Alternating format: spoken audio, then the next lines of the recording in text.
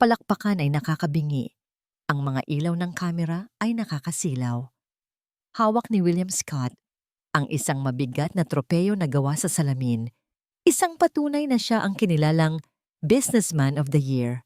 Sa entablado, sa harap ng daan-daang maimpluwensyang tao, ngumiti siya. Isang perpektong nanangiti na sanay na siyang gawin.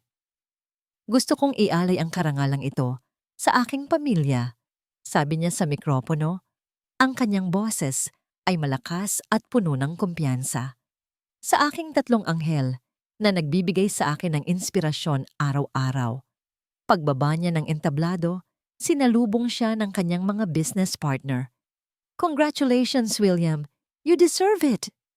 Tawagan mo ang mga anak mo. Ipaalam mo sa kanila ang magandang balita. Isang ideya ang biglang pumasok sa isip ni William. Ngumiti siya. Oo nga, sandali lang. Kinuha niya ang kanyang cellphone, pinindot ang numero ng kanilang landline at inilagay ito sa loudspeaker para marinig ng lahat. Ang ngiti sa kanyang labi ay hindi nawala. Gusto niyang iparinig sa kanila ang masasayang boses ng kanyang mga anak. Isang ring, 2, 3. Sinagot ang telepono. Ngunit walang boses, walang hello, walang kahit ano. Tanging ang isang nakakabibinging katahimikan. Hello, Mary? Edith? Michelle? It's Papa, sabi ni William. Ang nangiti sa kanyang labi ay nagsisimulang maglaho. Katahimikan pa rin. Ang maririnig lang ay ang mahinang ugong ng linya. Ang kanyang mga business partner ay nagkatinginan, nagtataka. Ang nangiti sa mukha ni William ay tuluyan ng naglaho, napalitan ng pamilyar na sakit at hiya. Mabilis niyang pinatay ang tawag. May mali yata ang timing ko, sabi niya. Pilit na tumatawa. Baka naglalaro sila sa labas, ngunit alam niya ang totoo. Hindi sila naglalaro. Hindi sila nagsasalita. Hindi na. Sa loob ng 18 buwan, ang tagumpay ay may lasang abo sa kanyang bibig. Ang biyahe pauwi ay isang paglalakbay sa impyerno. Ang tropeyo sa tabi niya sa upuan ng kanyang mamahaling kotse ay tila isang malamig at walang buhay na bagay. Ang maningning na mga ilaw ng syudad ay lumalabo sa kanyang paningin, napapalitan ng isang alaala. Isang alaala ng tawanan sa kanilang hardin. Si Catherine, ang kanyang yumaong asawa, ay tumatakbo habang hinahabol ng 3 maliliit na batang babae na magkakamukha. Ang kanilang mga halakhak ay ang pinakamagandang musika sa mundo. Noon iyon, ngayon, ang musika ay nawala na. Ang natira na lang ay isang nakakabinging katahimikan. Pagpasok niya sa dambuhalang pinto ng kanilang mansyon, ang katahimikan ang unang sumalubong sa kanya. Ang bawat hakbang niya sa makintab na sahig ay may alingaw-ngaw na tila sumisigaw sa kawalan ng buhay sa loob ng bahay. Naabutan niya ang kanyang 3 anak na babae sa sala. Nakaupo sila sa isang mahabang sofa, magkakatabi, nanonood ng telebisyon ng walang tunog. 3 magagandang manika na may mga matang walang buhay. Mary, Edith, Michelle. Ang kanyang triplets. Mga anak, I'm home, sabi niya. Walang lumingon, walang kumibo. Dumating ang oras ng hapunan. Gaya ng dati, ang tanging maririnig sa kanilang malaking dining room ay ang tunog ng mga kubyertos na tumatama sa mga plato. Sinubukan ni William na basagin ang katahimikan. How was school? Tanong niya. Walang sumagot. Si Mary ay nakatingin sa kanyang pagkain. Si Edith ay nakatingin sa bintana. Si Michelle ay nakayuko lang. Napabuntong hininga si William. Isang tunog ng pagkatalo. Pagkatapos ng hapunan, sinubukan niya ulit. Pumasok siya sa silid ng mga bata. Dala ang isang libro ng mga kwentong pambata. Ang paborito nilang libro noong nabubuhay pa ang kanilang ina. Umupo siya sa sahig sa kanilang harapan. Gusto niyo bang basahan ko kayo ng kwento? Walang reaksyon. Binuksan pa rin niya ang libro at nagsimulang magbasa. Ang kanyang boses ay umaalingaw-ngaw sa tahimik na silid. Nagbabasa siya tungkol sa mga prinsesa at mga dragon. Ngunit ang mga salita ay walang kahulugan. Para siyang nagsasalita sa tatlong estatwa. Nang matapos siya, tiningnan niya ang kanyang mga anak. Umaasa. Umaasa na makakita ng kahit isang kislap sa kanilang mga mata. Isang ngiti. Kahit isang kibot ng labi. Ngunit wala. Tumayo siya. Ang tropeyo ay tila mas bumigat pa sa kanyang isipan. Isang piraso ng malamig na metal na sumisimbolo sa lahat ng bagay na kaya niyang bilhin, ngunit hindi sa nag-iisang bagay na kailangan niya. Pumasok siya sa kanyang study, ang tanging lugar sa bahay kung saan nararamdaman niyang may kontrol pa siya. Isinara niya ang pinto at sumandal dito. Ang kanyang mga mata ay napadako sa isang larawan sa ibabaw ng kanyang mesa. Ang nakangiting mukha ng kanyang asawang si Catherine. Ang mga mata nito sa larawan ay tila puno ng pagmamahal, ngunit para kay William, tila puno rin ito ng isang malungkot na tanong. Nilapitan niya ang larawan at hinaplos ito. Ang bigat ng 18 buwan ng kabiguan at kalungkutan ay bumagsak sa kanyang mga balikat. "Catherine, patawad!" Bulong niya sa katahimikan ng gabi. Ang kanyang boses ay basag at puno ng sakit. Hindi ko alam ang gagawin. Habang pinupunasan ni Martha ang alikabok sa isang manikang porselana na nakaupo sa estante, isang malalim na buntong hininga ang kumawala sa kanyang dibdib. Ang manika, na may perpektong nangiti at mga matang salamin, ay hindi naiiba sa 3 batang nakatira sa silid na ito. Maganda, tahimik, walang buhay. 20 taon na siyang nagsisilbi sa pamilya Scott. Siya ang nag-alaga kay William noong binata pa ito. Siya ang sumaksi sa pag-ibig nito kay Catherine. At siya ang sumalo sa 3 anghel na ito noong isinilang sila. Ang mansyon na ito, na dati puno ng halakhak at sigla, ay isa na ngayong malaking puntod na puno ng mga alaala. Habang nag-aayos siya, naririnig niya ang boses ni William mula sa study sa ibaba.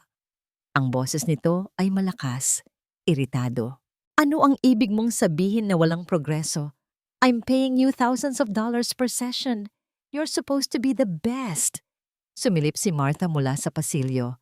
Nakita niyang si William ay naglalakad pabalik-balik sa kanyang study, hawak ang telepono. "No, I don't have time to participate more. Kaya nga kita binabayaran para gawin ang trabaho mo. Just fix them." Isang malutong na mura ang narinig ni Martha. Bago ang malakas na tunog ng pagbaba ng telepono, ayusin sila. Na para bang ang kanyang mga anak ay mga sirang laruan na kailangan lang ng tamang pyesa. Napapikit si Martha.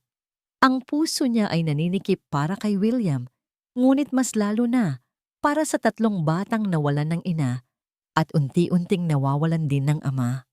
Kinagabihan, pagkatapos niyang patulugin ang mga bata, naupo si Martha sa kusina. Hawak ang isang lumang photo album. Binuklat niya ito sa isang pahina kung saan may larawan ng buong pamilya. Si William at Catherine magkayakap habang ang 3 maliliit na anghel ay nakakandong sa kanila. Lahat ay tumatawa. Ang saya sa mga mata nila ay totoo. Isang determinasyon ang nabuo sa puso ni Martha. Hindi niya hahayaang maging isang kupas na larawan na lang ang masasayang araw na ito. Kung hindi kayang ayusin ng pera at ng mga pinakamagagaling na doktor ang pamilyang ito, marahil ang kailangan nila ay hindi isang eksperto. Marahil ang kailangan nila ay isang puso na nakakaintindi. Kinabukasan, tumawag si Martha sa isang numero mula sa kanyang lumang notebook. Nagkita sila sa isang maliit at simpleng kapihan sa labas ng marangyang subdivision ng mga Scott. Ang babaeng dumating ay si Maureen Hart.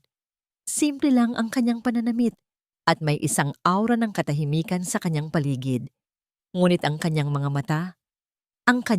mata ay may sariling kwento ng kalungkutan. "Salamat sa pagdating, Maureen," sabi ni Martha.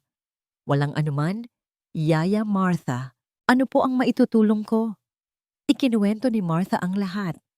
Ang pagkamatay ni Catherine, Ang biglaang pagtahimik ng mga bata, ang pagiging abala ni William sa trabaho, ang mga bigong therapist. Hindi sila kailangan ng therapist, Moren, sabi ni Martha. Ang boses ay nanginginig sa pagsamo. Kailangan nila ng puso. Kailangan nila ng isang taong uupo lang sa tabi nila. Kahit hindi sila magsalita, isang taong hindi susuko. Tumingin si Moren sa labas ng bintana. Ang mga mata ay tila nasa malayo. Pagkatapos ay tumingin siyang muli kay Martha. Susubukan ko po, sabi niya sa mahinang boses. Nang gabing iyon, nilakasan ni Martha ang kanyang loob. Kinatok niya ang pinto ng study ni William. Sir? Tumingala si William mula sa kanyang mga papeles. Ang mukha ay pagod at iritado. Ano yon, Martha? Sir, tungkol po sa mga bata, sabi ni Martha. Gusto ko po sanang kumuha ng bagong kasambahay na tututok lang sa kanila. Isang taga-alaga. Another one? Sabi ni William walang gana. Sinubukan na natin yan. Walang nangyari. Iba po siya, sir. Pakiusap ni Martha. Hayaan niyo na po akong subukan. Ako na po ang bahala sa lahat. Tumingin si William sa larawan ni Catherine sa kanyang mesa. Pagkatapos ay tumingin pabalik kay Martha. Sa kanyang mga mata, nakita ni Martha ang isang taong pagod na pagod ng lumaban. Isang taong sumuko na. Sige, gawin mo ang gusto mo, Martha, sabi ni William. Ang boses ay puno ng pagkatalo. Wala nang mawawala. Bago umalis ng kanyang maliit na apartment, huminto si Moren sa harap ng isang lumang litrato na nakapatong sa ibabaw ng telebisyon. Larawan ito ng isang masayang lalaki at isang maliit na batang lalaki na parehong nakangiti. Ang kanyang asawa at ang kanyang anak. Hinaplos niya ang salamin ng picture frame. Gabayan niyo ako, bulong niya, bago huminga ng malalim at lumabas ng pinto. Ang mansyon ng mga Scott ay mas malaki at mas marangya kaysa sa anumang nakita ni Moren sa kanyang buhay. Ang bawat gamit ay kumikinang. Ang sahig ay sobrang kintab na para kang nananalamin. Ngunit sa kabila ng lahat ng karangyaan, isang bagay ang agad na naramdaman ni Moren. Kalamigan. Ang bahay ay walang init. Walang kaluluwa. Sinalubong siya ni Yaya Martha sa pinto. Ngunit bago pa man sila makapag-usap ng maayos, isang malakas na boses ang narinig nila. Martha, paabot ng briefcase ko. May late na ako. Lumabas si William Scott mula sa kanyang study. Nagmamadaling inaayos ang kanyang kurbata. Saglit lang itong tumingin kay Moren, mula ulo hanggang paa, na walang anumang emosyon. Ikaw na ba yung bago? Tanong nito. Opo, sir. Ako po si Moren Hart. Good. Martha knows what to do. Sabi lang nito.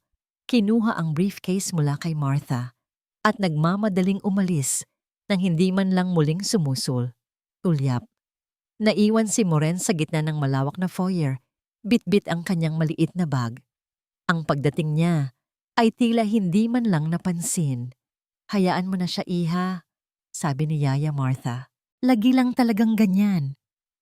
Dinala ni Martha si Moren sa sala kung saan naroon ang tatlong bata.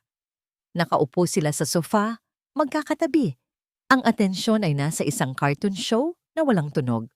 Tatlong pares ng malalaki at malulungkot na mga mata ang sabay-sabay na tumingin sa kanya. Walang pagbati, walang kuryosidad. Tanging isang blangkong pagtingin na para siyang isang bagong piraso ng muebles na idinagdag sa silid. Mga anak, siya si Moren, sabi ni Martha.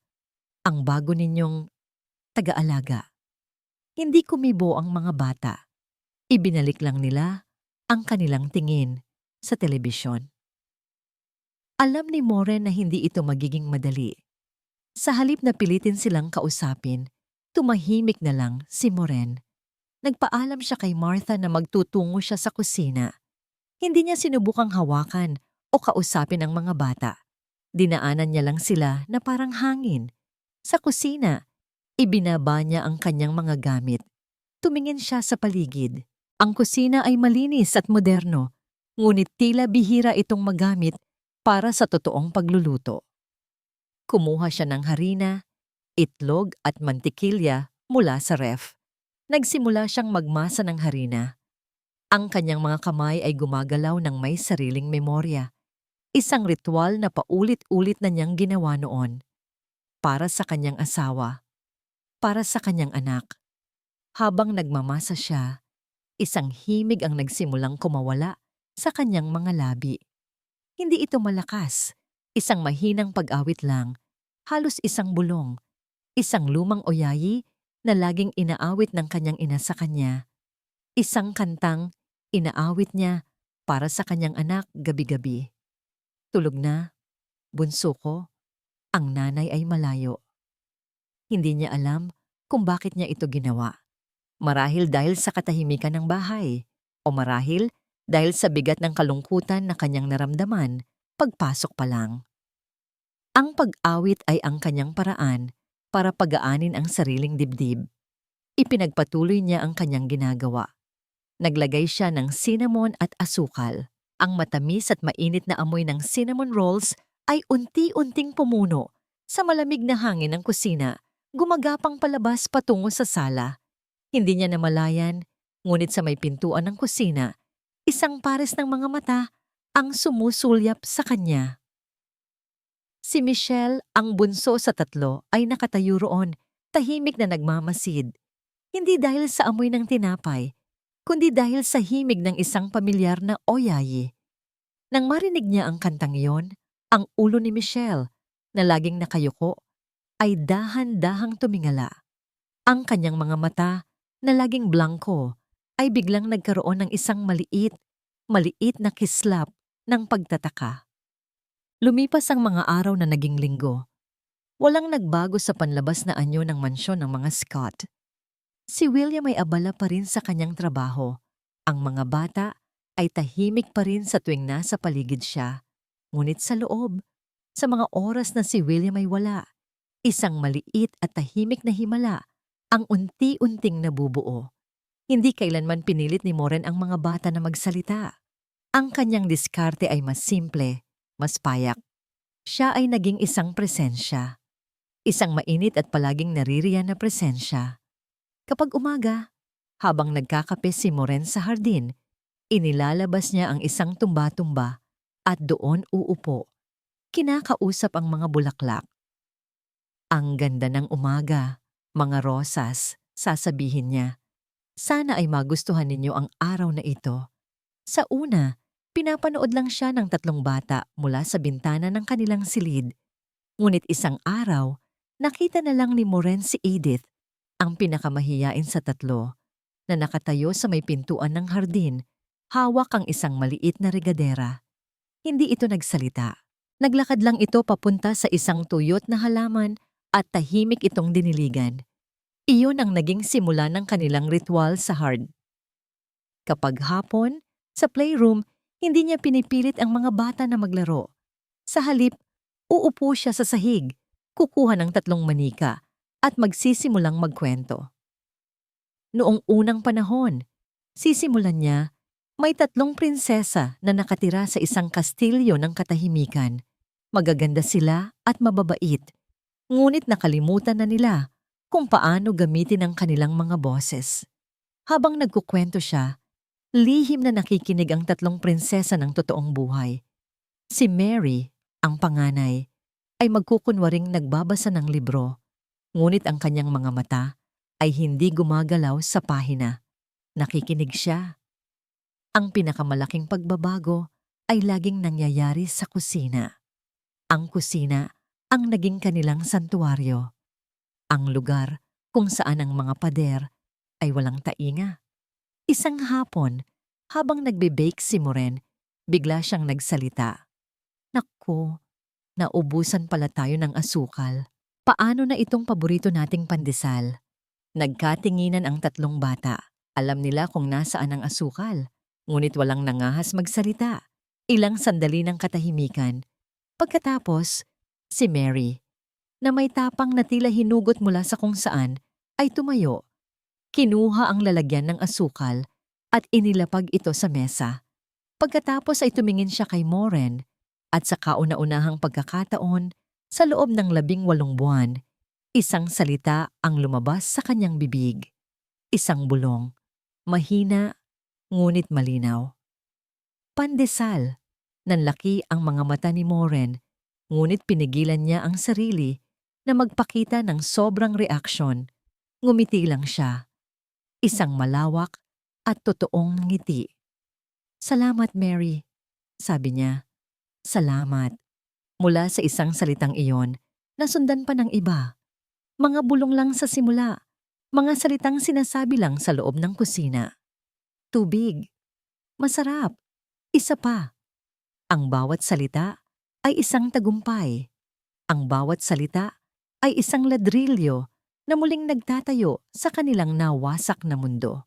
Isang gabi, habang naghahanda sila ng hapunan, nakita ni Moren ang 3 bata na nagbubulungan sa isang sulok. Ngumingiti sila. Mayroon silang isang sikreto. Nang matapos silang kumain, bago pa man dumating si William, tumayo ang 3 sa kanyang harapan. Huminga ng malalim si Mary.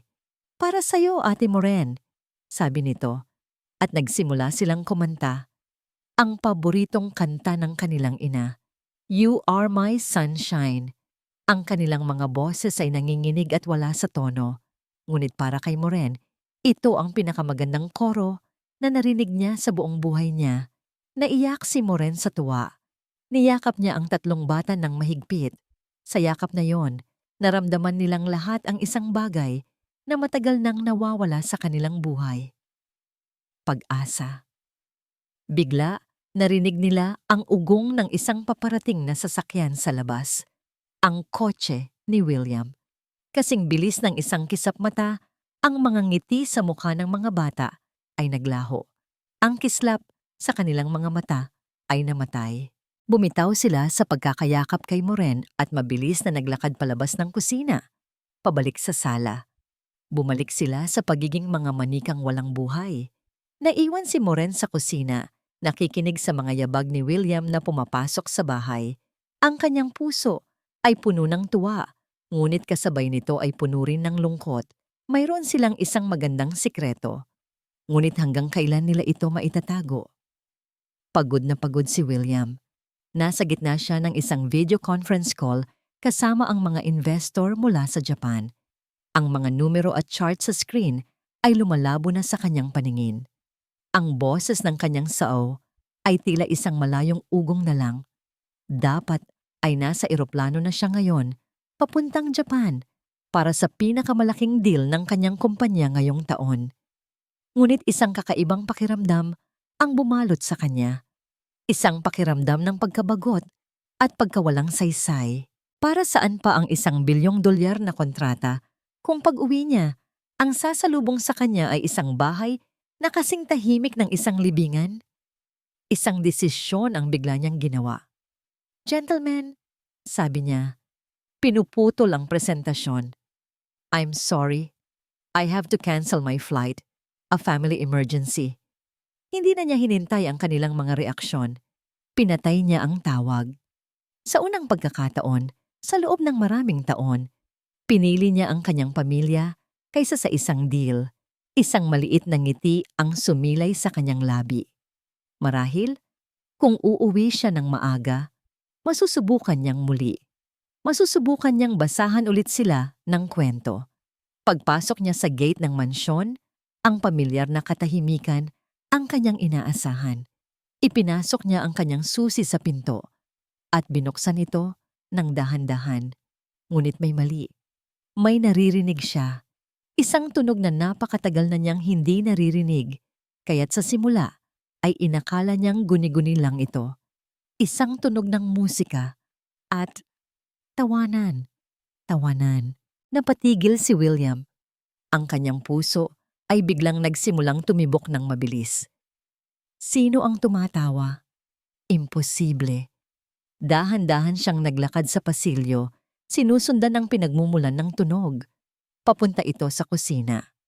Bawat hakbang niya ay maingat, na para siyang isang estranghero sa sarili niyang bahay. Huminto siya sa may pintuan ng kusina na bahagyang nakaawang. Sumilip siya. At ang mundo ni William Scott ay tumigil sa pag-ikot. ang kanyang tatlong anak, ang kanyang tatlong tahimik na anghel. Si Mary ay nakatayo sa isang upuan, naglalagay ng keso sa isang pizza dough. Ang ilong niya ay may konting harina. Si Edith ay sumasayaw sa saliw ng isang masayang pambatang kanta. Umiikot-ikot na parang isang balerina. At si Michelle, ang kanyang bunso, ay nakaupo sa sahig, tumatawa ng malakas habang si Moren ay kinikiliti ito sa tiyan. Ang kusina ay puno ng buhay, puno ng sigla, puno ng tunog. Isang perpektong larawan ng kaligayahan, isang larawan na hindi siya kasama sa unang sandali. Ang naramdaman ni William ay purong pagkagulat, isang himala, isang milagro ang nangyayari sa kanyang kusina. Ngunit ang pagkagulat ay mabilis na napalitan ng ibang emosyon. Isang matalim na kirot ang tumusok sa kanyang dibdib. Isang kirot na hindi niya inaasahan. Selos. Sinundan ito ng isang mas malalim, mas masakit na pakiramdam. Hiya. Bakit siya? Bulong ng isang tinig sa kanyang isipan. Isang simpleng kasambahay.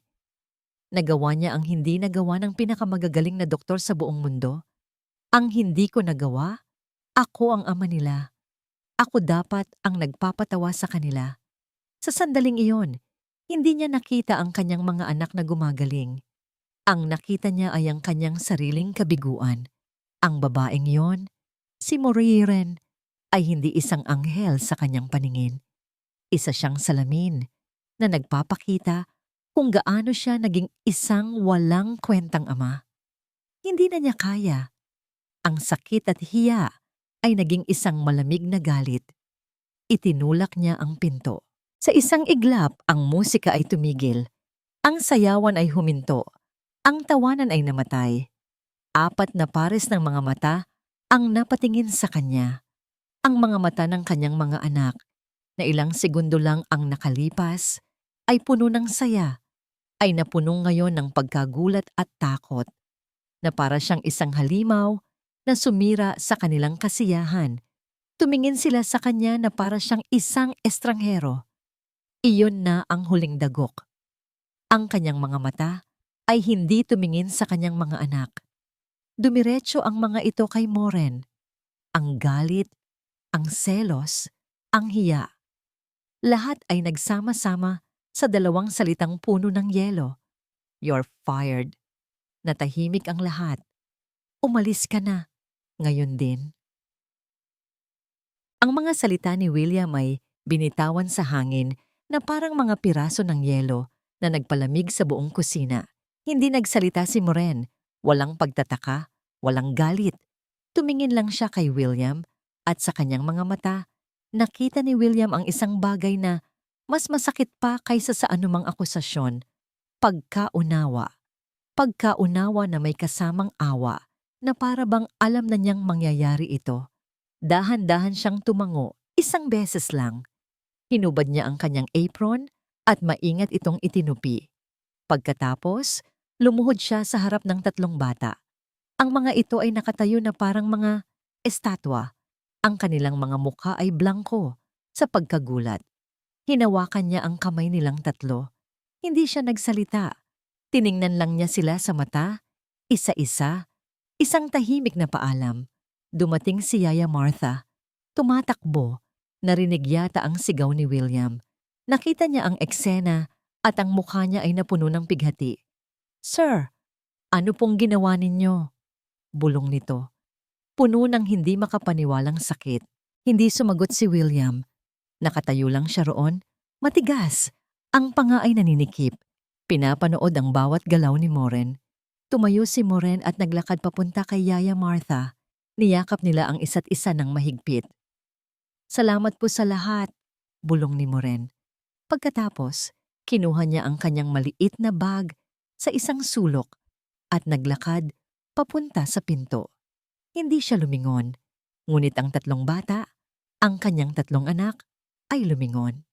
Sinundan nila ng tingin si Moren hanggang sa mawala ito sa pinto. Pagkatapos, ang kanilang 3 pares ng mga mata ay dahan-dahang bumaling kay William. At sa mga matang yon, nakita ni William ang isang bagay na hindi pa niya nakikita kailanman. Hindi takot, hindi lungkot. Isang bagay na mas malalim, isang bagay na mas matalim. Puot, hinanakit, walang salita. Sabay-sabay silang tumalikod sa kanya.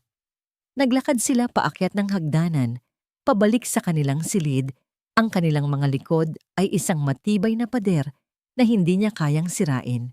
Ang katahimikan ay bumalik sa mansyon. Ngunit hindi ito ang dating blangkong katahimikan. Ito ay isang katahimikang mas mabigat, mas nakakasakal. Isang katahimikang may bigat ng isang akusasyon. Ano ang ginawa mo? Humarap si William kay Yaya Martha. Ang matandang babae ay umiiyak, ngunit ang kanyang mga mata ay nag-aalab sa galit na ngayon lang nakita ni William. Sinira mo ang nag-iisang pag-asa nila, sir. Sigaw nito na wala na ang dating paggalang. Sa wakas, pagkatapos ng napakatagal na panahon, narinig ko ulit silang tumawa. At ikaw mismo ang pumatay sa tawanan na yon. Hindi mo naiintindihan, Martha, sagot ni William. Ang boses ay tumamataas, puno ng pagtatanggol sa sarili. Ako ang ama. Ako dapat ang ano, sir? Ang wala dito? Putol ni Martha. Si Moren ang nandito para sa kanila. Si Moren ang nagtiyaga. Si Moren ang nagbigay sa kanila ng dahilan para muling magtiwala. At itinapon mo lang siya na parang basura. Ako ang masusunod sa bahay na ito, sigaw ni William. Kung ganoon, sir, sabi ni Martha, pinupunasan ang kanyang mga luha. Mag-isa kayong mamuno sa kaharian ng katahimikan na kayo mismo ang gumawa. Tumalikod si Martha at iniwan siyang mag-isa sa gitna ng malawak na sala. Naiwan siyang mag-isa sa bigat ng kanyang desisyon. Bigla, isang tunog ang bumasag sa katahimikan. Ang doorbell. Inis na binuksan ni William ang pinto. Isang delivery man ang nag-abot sa kanya ng isang malaking brown na sobre. Opisyal, mula sa isang law firm. Isinara niya ang pinto at binuksan ang sobre.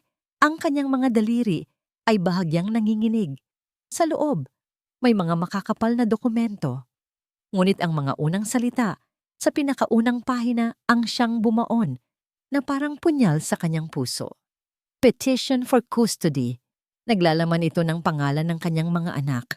At sa ilalim, ang pangalan ng petitioner, Beatrice Fuentes, ang kapatid ni Catherine. At sa gitna ng mga legal na salita, nabasa niya ang isang parirala na sumunog sa kanyang kaluluwa. On the grounds that the father, William Scott, is emotionally and mentally unfit to care for his children. Ang mga dokumento sa kamay ni William ay naging singbigat ng tingga. Unfit. Hindi karapat-dapat. Ang mga salitang yon ay umalingaw-ngaw sa kanyang isipan. Paulit-ulit. Na parang isang sirang plaka. Tinawagan niya agad si Beatrice. Ano ang ibig sabihin nito, Bea? Sigaw niya sa telepono. Ang boses ay nanginginig sa galit at hindi makapaniwala. Eksakto sa nakasulat diyan, William. Sagot ni Beatrice. Ang boses ay kasing lamig ng yelo. Nakikita ko kung anong ginagawa mo sa mga pamangkin ko. O mas tamang sabihin, kung anong hindi mo ginagawa. Itinatago mo sila sa mundo. At ngayon, pinaalis mo pa ang nag-iisang tao na nakatulong sa kanila. Tapos na ang pagpapanggap, William. I'm taking them. Wala kang karapatan. Mga anak ko sila. Isang ama na walang panahon, isang ama na mas inuuna ang negosyo kaysa sa sariling mga anak na nagdurusa. Titingnan natin kung ano ang sasabihin ng korte dyan. Sabi ni Beatrice bago patayin ang tawag. Nabitawan ni William ang telepono. Napasandal siya sa pader. Ang kanyang mga binti ay tila nawalan ng lakas. Mawawala sa kanya ang kanyang mga anak. Ang tanging natitirang koneksyon niya kay Catherine. Ang tanging dahilan kung bakit pa siya bumabangon sa umaga. Mawawala sila sa kanya. Sinubukan niyang muli. Pinuntahan niya ang silid ng mga bata. Kinatok niya ang pinto. Mga anak, please, kausapin ninyo si Papa. Walang sagot. Michelle, Mary, Edith, buksan ninyo ang pinto. Katahimikan. Sa desperasyon, sinubukan niyang pihitin ang doorknob. Nakalock. Nilak nila ang pinto. Kinukulong nila ang kanilang sarili mula sa kanya. Bumalik siya sa kanyang study, ang kanyang santuwaryo. Ngunit ngayon ay tila isa itong kulungan. Binuksan niya ang isang bote ng mamahaling whiskey at nagsalin sa isang baso. Ininom niya ito ng isang lagok. Ang init ng alak ay gumuhit sa kanyang lalamunan, ngunit hindi nito kayang alisin ang lamig sa kanyang puso. Nagsalin siya ulit at ulit. Sa kanyang kalasingan, ang mga anino sa silid ay tila nagkakaroon ng buhay. Ang mukha ni Catherine ay lumilitaw sa bawat sulok. Ang mga mata nito ay puno ng lungkot at pagkadismaya. Patawarin mo ako, Catherine. Hikbi niya. Bigo ako. Bigo ako bilang asawa. Bigo ako bilang ama. Napatayo siya, nahihilo at natumba sa isang lumang baul sa sulok ng silid. Isang baul na puno ng mga gamit ni Catherine. Mga gamit na hindi niya magawang itapon. Binuksan niya ito. Amoy ng lavender at ng pamilyar na pabango ni Catherine ang sumalubong sa kanya. Sa loob, nakita niya ang mga lumang libro, mga damit, at sa ilalim ng lahat, isang maliit na leather-bound na journal. Ang journal ni Catherine. Nanginginig ang mga kamay niyang binuklat ito. Ang sulat kamay ng kanyang asawa ay sumalubong sa kanya. Mga entry tungkol sa mga bata, sa kanilang mga pangarap, sa kanilang hardin. At pagkatapos, isang entry na isinulat ilang linggo bago siya mamatay. Nasa Hong Kong na naman si William. Isang malaking deal, sabi niya. Lagi namang may malaking deal. Mahal na mahal ko siya. Pero minsan na natatakot ako. Natatakot ako na isang araw, gigising na lang ako at ang kumpanya na niya ang asawa niya at kami ng mga bata ay mga anino na lang sa kanyang buhay. Ay, sana mali ako. Sana makita niya kami. Sana makita niya na kami ang tunay niyang kayamanan. Ang bawat salita ay parang isang suntok sa sikmura ni William. Sana makita niya kami. Ngunit hindi niya sila nakita. Masyado siyang abala. Masyado siyang bulag. Naalala niya ang araw na yon. Ang araw na namatay si Catherine. Nasa Hong Kong na nga siya. Ipinagdiriwang ang isang matagumpay na kontrata. Tumawag ito. Pero hindi niya sinagot. Inisip niya, tatawagan ko na lang siya mamaya. Pero wala nang mamaya. Ang bigat ng lahat ng katotohanan. Ang kanyang pagpapabaya. Ang kanyang kasalanan, ang kanyang pagkabulag, ay bumagsak sa kanya ng sabay-sabay. Ang journal ay nahulog mula sa kanyang mga kamay. At doon, sa sahig ng kanyang marangyang study, napaluhod si William Scott, ang bilyonaryo, ang businessman of the year. At sa unang pagkakataon mula noong araw na inilibing niya ang kanyang asawa, humagulgol siya. Isang hagulgol na puno ng sakit, puno ng pagsisisi, puno ng lahat ng luhang hindi niya inilabas. Alam na niya ngayon, hindi si Moren ang problema, hindi si Beatrice, hindi ang mga doktor. Siya ang problema at alam na niya ngayon kung ano ang kailangan niyang gawin. Kailangan niyang hanapin si Moren. Kinabukasan, ang unang sinag ng araw ay tumama sa mukha ni William. Nagising siya sa sahig ng kanyang study. Ang leeg ay nananakit. Ang ulo ay kumikirot dahil sa hangover. Ngunit sa ilalim ng pisikal na sakit, may isang bagong damdamin, kalinawan. Hindi na siya ang aroganteng CEO. Isa na lang siyang amang desperadong mabawi ang kanyang pamilya. Ang una niyang pinuntahan ay si Yaya Martha. Naabutan niya ito sa kusina, tahimik na nagkakape. Ang mga mata ay namumugto pa rin. Martha, sabi ni William, ang boses ay mahina at puno ng hiya. Patawad. Tumingin lang sa kanya ang matanda. Tulungan mo ako. Pagpapatuloy niya. Kailangan kong mahanap si Moren. Kailangan kong malaman kung saan siya nakatira. Sa mga mata ni William, nakita ni Martha ang isang bagay na matagal na niyang hindi nakikita. Sinseridad, isang tunay na pagsisisi. Tumango ang matanda at kinuha ang isang kapirasong papel kung saan nakasulat ang address ni Moren. Ang address ay nagdala kay William sa isang bahagi ng syudad na hindi pa niya napupuntahan. Mga simpleng apartment, mga makikitid na kalye, mga batang naglalaro sa daan. Isang mundong malayong malayo sa kanyang toring gawa sa salamin at bakal. Ipinark niya ang kanyang mamahaling kotse sa gilid ng daan at naglakad. Nahanap niya ang apartment ni Moren sa ikalawang palapag ng isang lumang gusali. Huminga siya ng malalim bago kumatok. Nang bumukas ang pinto, ang mukha ni Moren ay nagpakita ng pagkagulat na agad napalitan ng isang malamig at nagbabantay na ekspresyon. "Mr. Scott," sabi nito, "anong ginagawa ninyo dito?" "Moren, pakiusap," sabi ni William. "Kailangan nating mag-usap." "Wala na po tayong dapat pag-usapan," sagot nito, akmang isasara ang pinto. Ngunit pinigilan ito ni William gamit ang kanyang kamay. "Hindi, please, 5 minuto lang." Nag-aalangang pinapasok siya ni Moren. Ang apartment nito ay maliit ngunit malinis. Simple lang ang mga gamit. May isang aura ng kapayapaan sa loob. "Moren, I'm sorry," simula ni William. Ang mga salita ay tila hirap lumabas. "Nagkamali ako. Isang malaking pagkakamali. Nabulag ako ng sarili kong ego." Tumingin lang sa kanya si Moren, hindi nagsasalita. Hinahayaan siyang magpatuloy. "Bumalik ka please," pakiusap ni William. "Ang mga bata, bumalik sila sa dati. Mas malala pa. At si Beatrice, gusto niyang kunin ang mga anak ko. Babayaran kita. Doble, triple. Kahit magkano ang gusto mo." Sa pagbanggit ng pera, isang anino ng pagkadismaya ang dumaan sa mukha ni Moren. "Hindi ninyo naiintindihan, Mr. Scott," sabi nito. Ang boses ay mahinahon ngunit may talim.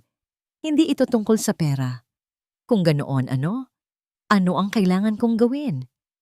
"Ang kailangan nilang gawin ay makita ka," sabi ni Moren. "Hindi ang CEO, hindi ang bilyonaryo, ang papa nila." Habang nagsasalita si Moren, napadako ang tingin ni William sa isang litrato na nakasabit sa dingding sa likod nito. Ang litrato ng isang masayang pamilya. Si Moren, isang lalaki, at isang maliit na batang lalaki na may malapad na ngiti. Ang batang lalaki ay nasa mga 5 taong gulang. Isang biglaang realisasyon ang tumama kay William. "Kaya pala, sino sila?" tanong niya sa mahinang boses. Ang lamig sa mukha ni Moren ay biglang nabasag. Napalitan ito ng isang alon ng kalungkutan na halos nagpaluhod sa kanya. "Ang asawa ko at ang anak ko," sagot niya. Ang boses ay nanginginig. "Nawala sila sa isang aksidente sa sasakyan. 3 taon na ang nakalipas." Nanikip ang dibdib ni William. Ngayon niya lang naintindihan. Ang lalim ng pag-unawa ni Moren sa sakit ng kanyang mga anak ay hindi galing sa libro. Galing ito sa sarili niyang karanasan. "Kaya alam ko ang pakiramdam ng mawalan, Mr. Scott." Pagpapatuloy ni Moren, ang mga luha ay nagsisimula nang mamuo sa kanyang mga mata. "At alam ko na walang halaga ng pera ang kayang bumili pabalik sa mga taong mahal mo." Tumingin siya ng diretso sa mga mata ni William. "Hindi mo sila mabibili pabalik, Mr. Scott," sabi ni Moren. Ang bawat salita ay tumatagos sa puso ni William. Kailangan nilang maramdaman na nandyan ka. Kailangan nilang maramdaman na mas mahalaga sila kaysa sa kahit anong deal. Sa mga salitang yon, dahan-dahan niyang binuksan ang pinto. Isang magalang na pagpapalayas. "Paumanhin, Mr. Scott, pero kailangan niyo nang umalis." Isinara niya ang pinto. Iniwan si William na nakatayong mag-isa sa pasilyo. Hindi siya umalis dahil sa galit. Umalis siya na may bagong bigat sa kanyang puso. Ang bigat ng katotohanan. Ang biyahe pabalik ni William sa kanyang tore ng opisina ay isang malaking pagkakaiba sa kanyang pag-alis. Hindi na ang nagmamadaling CEO ang nagmamaneho, kundi isang taong nag-iisip, isang taong naguguluhan. Kailangan nilang maramdaman na nandyan ka. Ang mga salita ni Moren ay umuulit sa kanyang isipan na parang sirang plaka. Pagdating niya sa kanyang opisina, sa pinakatuktok ng gusali, umupo siya sa kanyang malaking leather na upuan at tiningnan ang view ng syudad. Dati, ang tanawing ito ay nagbibigay sa kanya ng pakiramdam ng kapangyarihan. Ngayon, ang nakikita lang niya ay kung gaano kalayo ang kanyang opisina sa bahay niya. Kung gaano siya kalayo sa kanyang mga anak. Kinuha niya ang kanyang tablet at tiningnan ang kanyang schedule para sa susunod na 6 na buwan. Lunes, flight to Tokyo. Huwebes, conference in New York. Susunod na linggo, meetings in London and Dubai. Ang kanyang buhay ay isang serye ng mga flight, mga hotel, at mga boardrooms. Isang buhay na idinisenyo para makalikom ng pera, pero hindi para mag-alaga ng pamilya. Isang desisyon ang nabuo sa kanyang isipan. Isang desisyon na nakakatakot. Isang desisyon na babago sa lahat. Tinawagan niya ang kanyang abogado. "Robert," sabi niya, "hindi. Huwag mong i-file ang motion para labanan ang custody case ni Beatrice. Hindi. Makinig ka. Gusto kong malaman kung paano ko babawasan ang aking mga responsibilidad sa kumpanya. Paano ako bababa bilang CEO." Isang mahabang katahimikan ang sumunod sa kabilang linya. Pagkatapos, tinawagan niya ang kanyang executive assistant. "Cancel my flight to Tokyo. Cancel all my international trips for the rest of the year." "Pero sir, ang deal sa Tanaka Corp, the deal is off. My family comes first," sabi ni William. At sa unang pagkakataon, ang mga salitang iyon ay totoo. Pagkatapos ng mga tawag, umuwi siya. Ngunit hindi sa kanyang mansyon. Bumalik siya sa apartment ni Moren. Gabi na. Muli siyang kumatok sa pinto nito. Nang bumukas ito, ang mukha ni Moren ay nagpakita muli ng pagkagulat. "Mr. Scott?" "William," sabi niya. "Please, call me William." Tumingin siya ng diretso sa mga mata nito. Wala ng arogansya, wala ng pagmamataas. Tanging isang ama na nakikiusap. "Hindi ako nandito para kunin ka bilang yaya," sabi niya. Ang kanyang boses ay sinsero. "Nandito ako para hilingin sa'yo na tulungan akong maging isang ama." Nakita niya ang pagbabago sa ekspresyon ni Moren. Ang pader sa pagitan nila ay tila unti-unting gumuho. "Ikinansela ko ang lahat ng biyahe ko."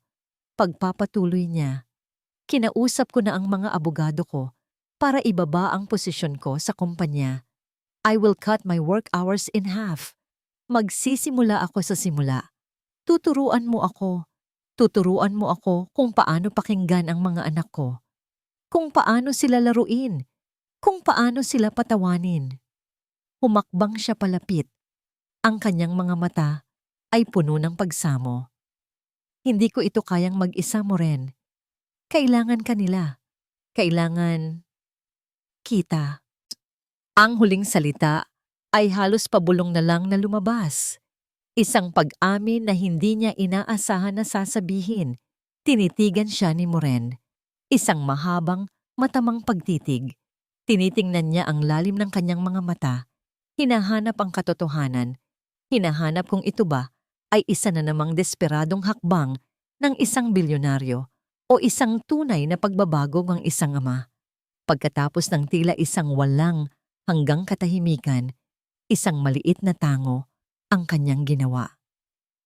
"Sige," sabi ni Moren sa mahinang boses. Gumaan ang pakiramdam ni William.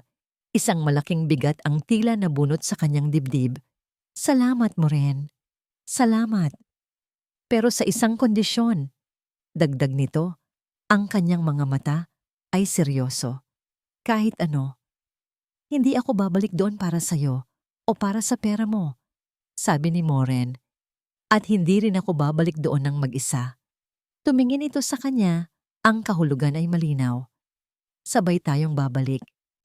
Ang paglalakbay pabalik sa mansyon ay tahimik, ngunit hindi ito ang dating malamig na katahimikan. Ito ay isang katahimikang puno ng pag-asa at kaunting kaba. Si William ang nagmamaneho, ang kanyang mga kamay ay mahigpit na nakahawak sa manibela. Si Moren ay nasa tabi niya, nakatingin sa labas ng bintana. Natatakot ako? Pag-amin ni William, bumasag sa katahimikan. Tumingin sa kanya si Moren. Normal lang iyan, sabi nito. Ang pagiging magulang ay isang walang katapusang pag-aaral. Pagpasok nila sa malawak na driveway, nakita nilang naghihintay si Yaya Martha sa may pintuan. Ang mukha ay puno ng pag-aalala.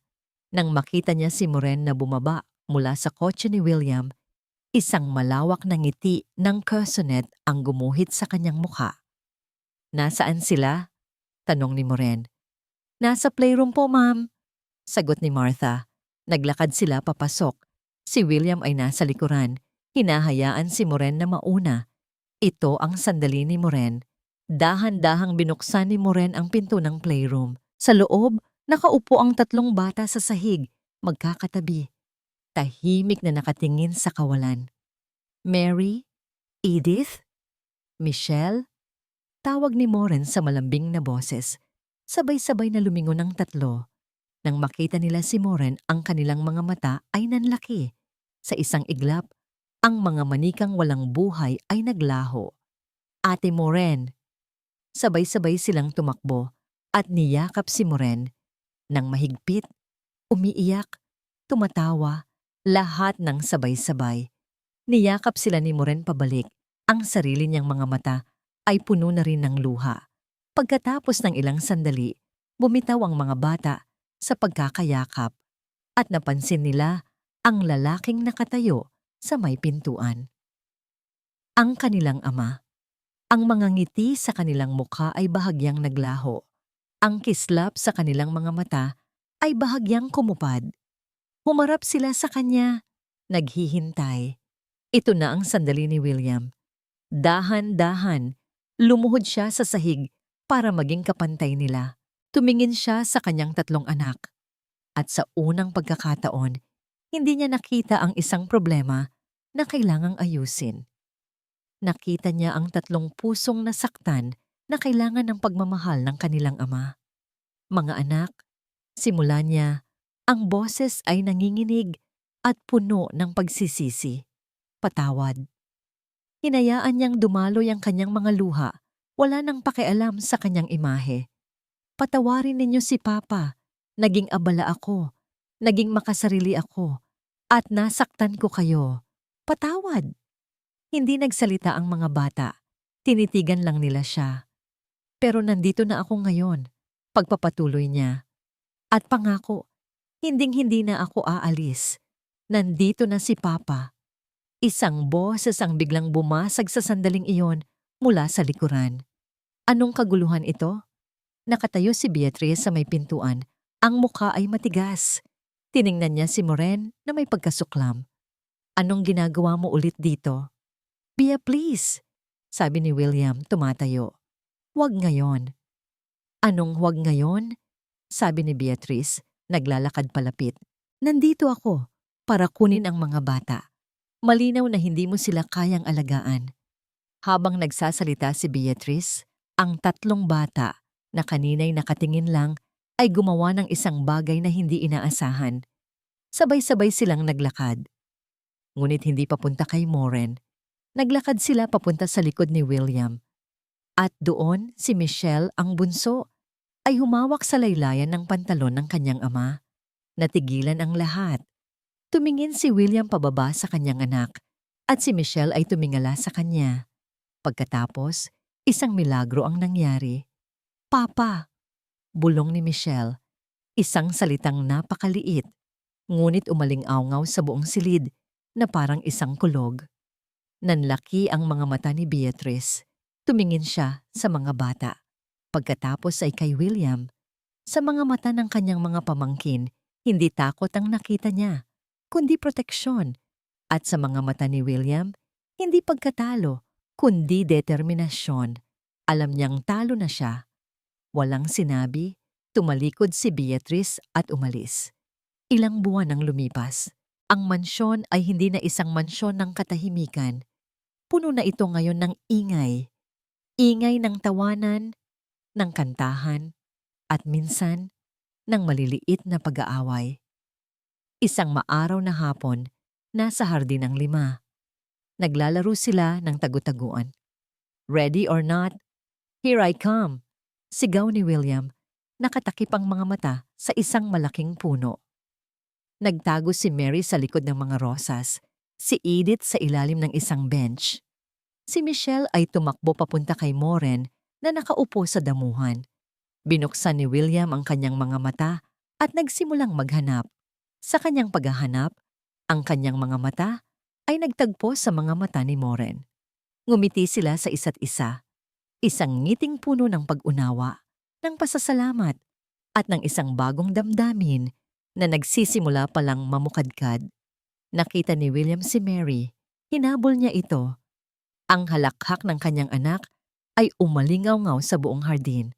At sa sandaling iyon, habang pinapanood ni William ang kanyang mga anak na tumatakbo at tumatawa sa ilalim ng sikat ng araw, naintindihan niya. Ang tunay na kayamanan ay hindi ang mga gusali na itinayo niya o ang mga kontratang napanalunan niya. Ang tunay na kayamanan ay ang mga sandaling ito, ang tunog ng tawanan ng kanyang mga anak. Ang init ng pagmamahal ng isang pamilyang muling nabuo.